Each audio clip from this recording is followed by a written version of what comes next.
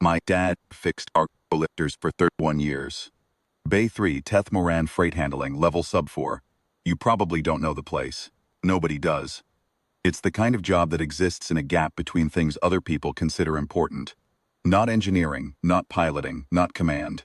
Just a man in gray overalls who showed up before dawn and listened to machines for a living. He taught me to listen the same way. I want to tell you something about Dock 7 before I tell you the rest of this. Dock 7 at Fleet Anchorage Verethkos smells like ozone and burnt coolant, and that particular brand of anxiety that only exists when a very expensive object is broken and very important people are standing around it, looking like they'd rather be anywhere else. I walked in on my first day as a contracted hull service tech, the lowest rung of the civilian maintenance ladder, which is itself below the lowest rung of the fleet's maintenance ladder. And the first thing I thought was, I know that smell. The second thing I thought was, I know that sound. There wasn't much of a sound, which was the problem. The Voreth Sen was the Veth Meridian Fleet's flagship dreadnought. 400 meters of hull, plating and weapons array and resonance drive that had not moved in 6 weeks. It sat in Dock 7 like a very large, very expensive paperweight. The resonance drive was dead. It didn't hum, didn't tick, didn't breathe. A drive that size should breathe, even at idle. My dad said Wissam is a machine that's gone quiet, has something it can't say out loud. I'd been on station for maybe 4 hours when one of the senior fleet engineers, Torvan, VT, with silver-gray skin and the expression of a man who has stopped believing in good news, noticed me standing near the primary access panel with my head tilted. "Contractor," he said, in the tone that means you are furniture. "Stay clear of the drive housing." "What did the resonance signature look like when it cut out?" I asked. "Was there a drop, or did it just go flat?" He looked at me, the way you look at a tool that has started offering opinions. "We have 4 senior engineers and 2 specialist teams from the outer systems who have already assessed the drive," he said. "And 1 acoustic consultant from Vereth Prime. The drive is beyond field repair. It requires shipyard-level resonance work and a full coupling replacement." "Yeah," I said. "Which coupling?"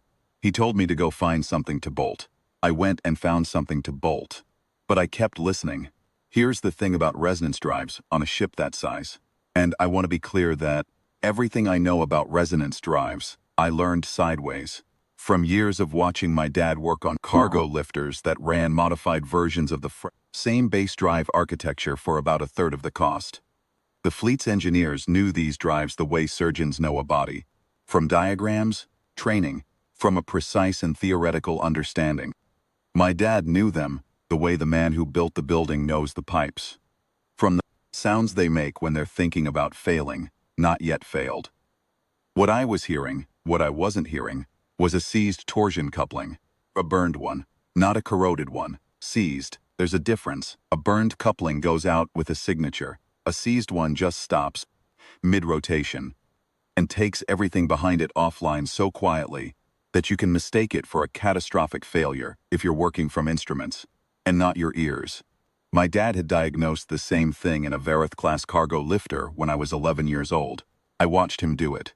He spent maybe 3 minutes listening, another 2 with his hand flat against the drive housing, and then he said, clear as anything, chin coupling, 3rd stage, port side seized. "Get me a 12 mil drive socket and a pry bar." The dock chief had laughed. 20 minutes later the lifter was running. I spent the rest of that first day doing the work I was paid to do. Hull seam checks on the lower panels, nothing complicated. I did the work well because I do the work well. That part isn't the story. The story is that I kept stopping to listen, and the more I listened, the more I was certain. 6 weeks, 4 senior engineers, 2 specialist teams, 1 acoustic consultant from Vereth Prime. And nobody had put their hand on the hull and listened for what wasn't there. On the morning of my 3rd day, I went to see the admiral. Admiral Derrit Voss of the Veth Meridian Fleet is a tall man even by Vethi standards. And he has the kind of stillness that comes from a very long career of making decisions nobody else wanted to make. He was standing at the dock-level observation rail when I found him, looking down at the Voreth Sen with the expression of a man adding up a column, numbers he doesn't like. "Admiral," I said. "I'm Sevi Oral, contracted hull service tech. I have a theory about the drive. He looked at me. He did not look impressed. He did not look dismissive either, which I counted as a reasonable start. He looked tired. 6 weeks of being told his flagship was beyond repair will do that. Your theory, he said. Sees torsion coupling, 3rd stage primary.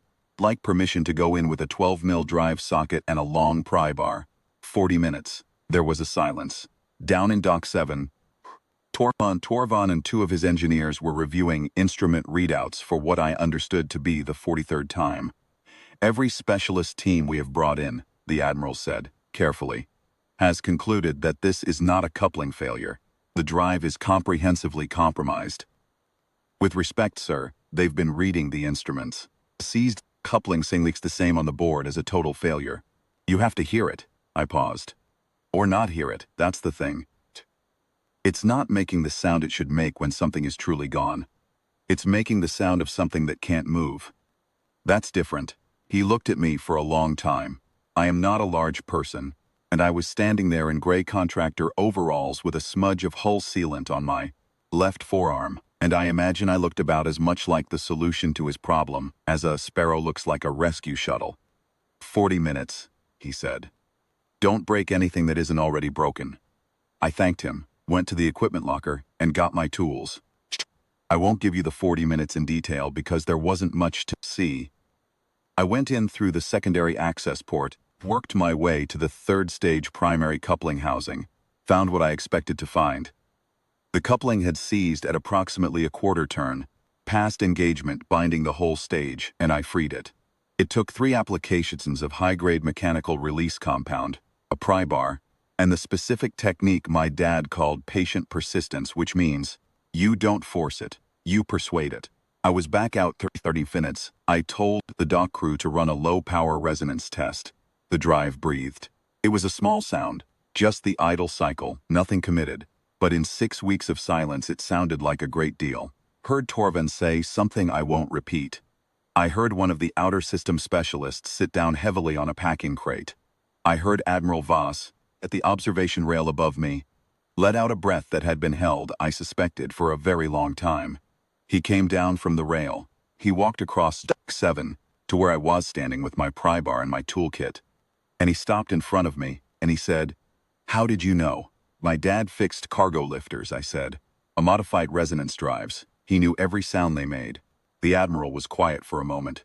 Then he said, "I would like to offer you a position. Permanent hangar mechanic, fleet anchorage. The rank equivalent would be senior technical specialist." I thought about that. "Do I still get paid by the hour?" I asked. Something shifted in his face. It wasn't quite a smile. Vethi faces don't move quite the way human faces do. But it was in the neighborhood of a smile. "You would be on salary," he said. "Then we'll need to negotiate," I said. "But yes." My dad retired with a commendation from the dock authority, a handshake from his shift supervisor, and a set of socket wrenches they let him keep. He thought that was a good ending. He told me the job was the job, and knowing how to do it well was its own reward. And anyone who told you different hadn't spent enough time listening to machines. He was right about everything except the last part. Sometimes people hear you. Sometimes they come down from the observation rail, and they stop in front of you, and they ask how you knew, and when you tell them, "My dad fixed cargo lifters," you can see them understand, in real time, that the knowledge they overlooked was the only knowledge that mattered. I think he would have liked that part. I keep meaning to call him and tell him,